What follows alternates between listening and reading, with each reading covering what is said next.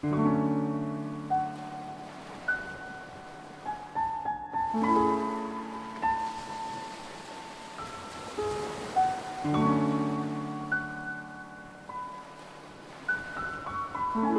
doesn't make any sense.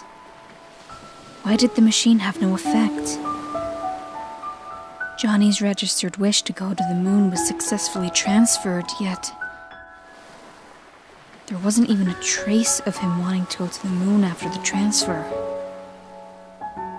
Unless a secondary condition for the desire was changed in the process. Only then would the same desire produce two different outcomes at two different points in time. There's no denying the river played an important role through it all. If there's anything that could have caused the core to change, she would be the top suspect. But out of all things, what exactly caused it? River. Just what exactly did you do?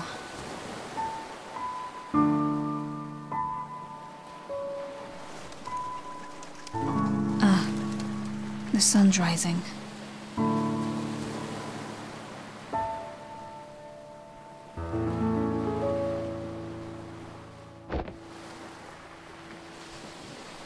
We don't have much time left. I wonder if Neil came up with anything.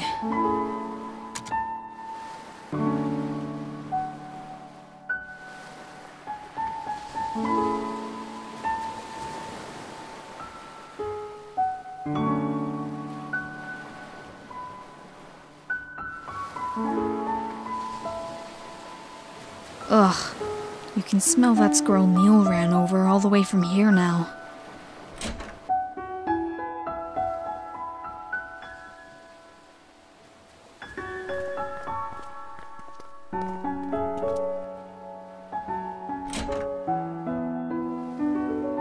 How is John doing?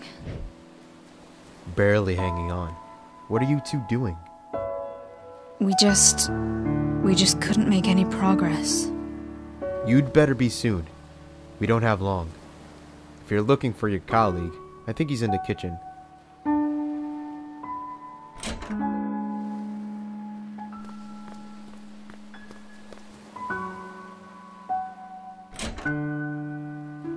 No, I understand that part, but... Okay. Did you confirm it in his record? And why, again, was this information not made available to us? Or the medical doctor, for that matter? Where did you get that coffee? Shh. Are you speaking with headquarters? Yes, I'll fill you in after.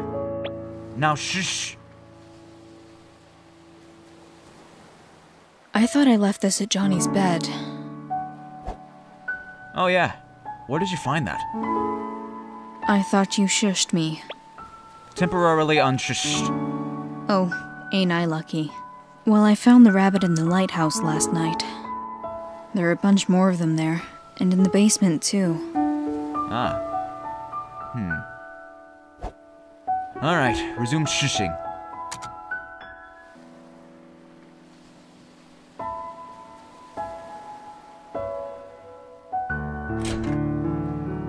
But Ma, I don't want to go to school. It's Sunday, dear. Shh, let them sleep.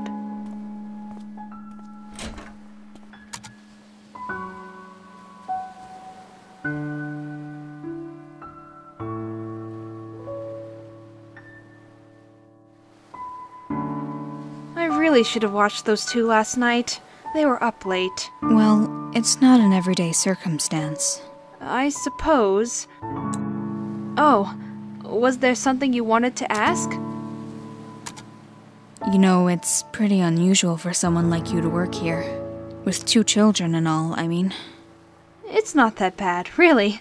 There's a school bus that passes through here. But how did you even end up here? Well, a few years ago, my husband passed away. What happened? He was in the army.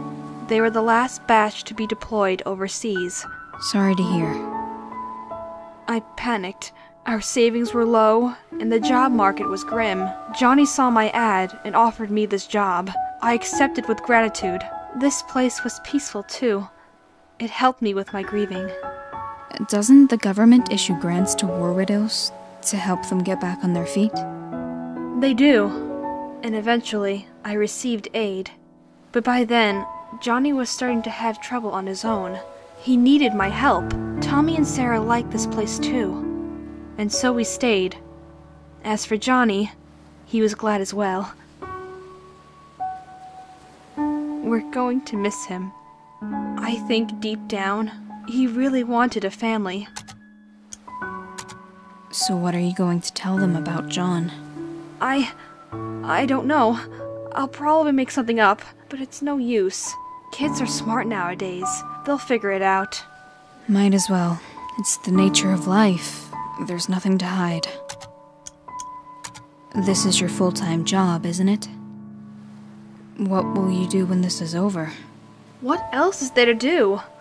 Find a job in the city and live on, I suppose. It's a shame, though. I'm going to miss Johnny and this place. Maybe I'll come back to visit every once in a while. Oh, hey. Before Johnny fell unconscious, he told me that you two would probably be coming soon. He said that he probably wouldn't get the chance himself, but he wanted me to tell you thanks for him. So, thank you.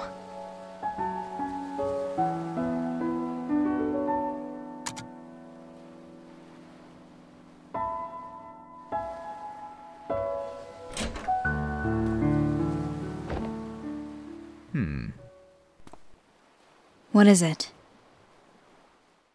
It seems like our little Johnny here has some hidden records from the old days. Hidden records? Hidden medical records, to be exact. Apparently, during his youth, he was administered a large dose of enhanced beta blockers. And what luck! They tend to have this little side effect on a curious thing called memories. Beta blockers.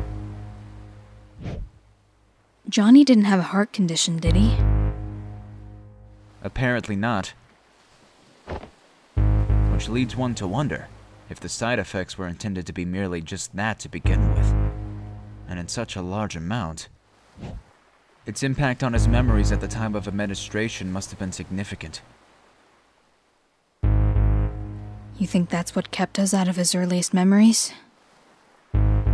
Well, it's not the machine, I'll tell you that. The maintenance department yelled at me for scolding them. So, what now? I was just given the reconfiguration frequencies. That should get us past the blockers. And once we're in his childhood, it might finally be early enough to transfer his desire for it to work. Then what are we waiting for? But just one thing. Of course. There's always that one thing. In order to activate the new frequencies, we'll need a trigger. A trigger? Something that exists strongly in the bridging inaccessible memory. And we'll need to give it to John for him to stimulate his memory internally. But what do we know of that? We've only gotten a glimpse of his childhood memories. And even if we find a childhood photo or something, John's unconscious. Yeah. Back to square one. You know, this job hasn't been such a pain in the arse for me since Nora's case last year. Likewise. This is killing me. I'm going out to get some fresh air.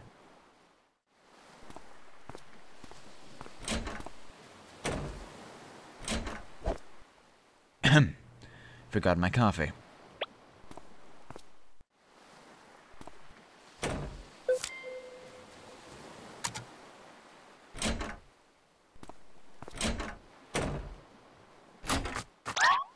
It smells!